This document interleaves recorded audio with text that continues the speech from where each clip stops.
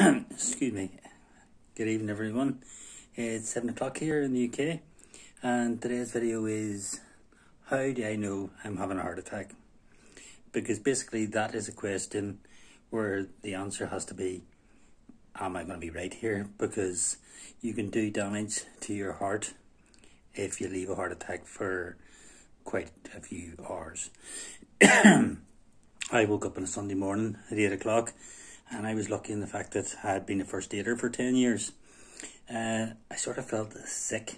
Now, at this time, my wife, she had the flu. So I woke up at 8 o'clock and I just didn't feel right. I thought that I was going to, well, excuse what I'm going to say here, but I thought that I was going to throw up. And then all of a sudden, from that, and feeling nauseous, I suddenly felt as if I had diarrhea and I had to get to the toilet. But I couldn't move. I was very, very weak. But that was the only real feeling I had. I didn't have any chest pains. I didn't have anything like that. It was just the nausea. But the thing was, I then went into the bathroom to look at myself, and the colour of my face was just sheer grey. It was like looking at a dead person in a coffin. That's when I knew something was wrong. And I had that feeling, you know the feeling they say, you have a feeling of impending doom. It just felt like that, like there was, that I was going to die, really. So I phoned the hospital at 8:05, and while I was on my mobile, the girl was very helpful, talked to me, the ambulance is such and such a distance away. And I was very lucky, I suppose, that it was a Sunday morning, because Saturday night it probably would have took longer. And anyway, as I waited and waited, I noticed that my arms and my hands, the feeling started to go. So I think it must have been up to about, the elbow. The feeling went and I couldn't hold the mobile anymore. By this time, my wife, who is actually my ex-wife, who actually left me towards the end of that year, but let's not talk about her. I don't. Anyway, the hospital arrived, they did the ECG, and found out that I was having a heart attack. So I was wheeled into the ambulance, and I sort of looked back at the house because the granddaughter was staying with us. She was only about 6 at the time. And I sort of looked at the house with my wife standing there and my granddaughter there, and knowing that my father had died in the back of an ambulance when he was 46, I had this terrible feeling, is this the last time I'm seeing my house? But anyway, all I could remember was the ambulance really flying towards the hospital. I arrived in the hospital at 8:20 or 25 past.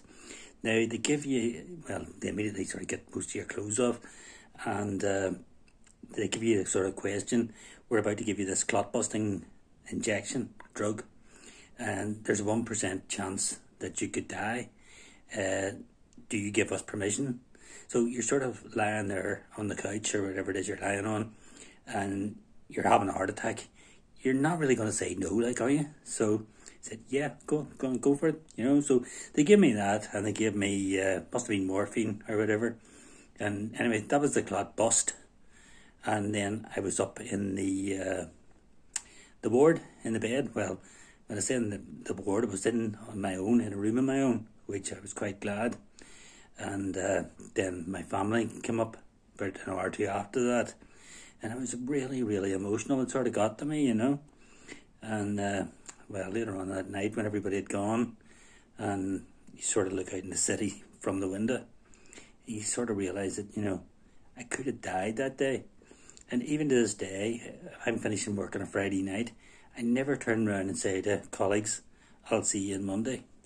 Because you don't know you're going to see someone on Monday, But one thing I can tell you about being in the hospital, there were a lot of people there, especially sort of guys younger than me and so on, that had been having the heart pains and actual full sort of heart attack sort of conditions that didn't bother to contact the hospital. They waited like 2 to 3 days before, contacting the hospital.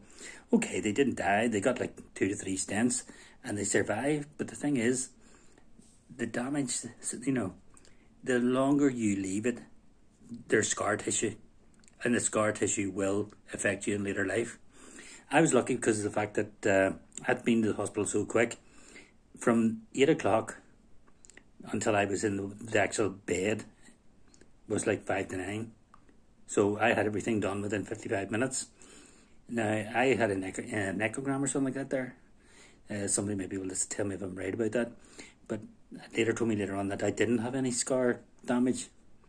But anytime I would have an ECG, they do know the exact date and, well, the year that you had the heart attack. Which is strange how they can tell you that. If somebody knows how they can tell you that, perhaps, leave a wee comment there and tell me how they know. But the sooner you contact a hospital, the sooner you avoid any heart scar tissue damage, because that will knock years off your life. So it will. So if you're scared, don't put it off. Don't say, oh, it's only indigestion. Oh, it's just jaw pain. I'll ring the doctor in the morning. Or, oh, I feel sick or nauseous. I'll go and lie down.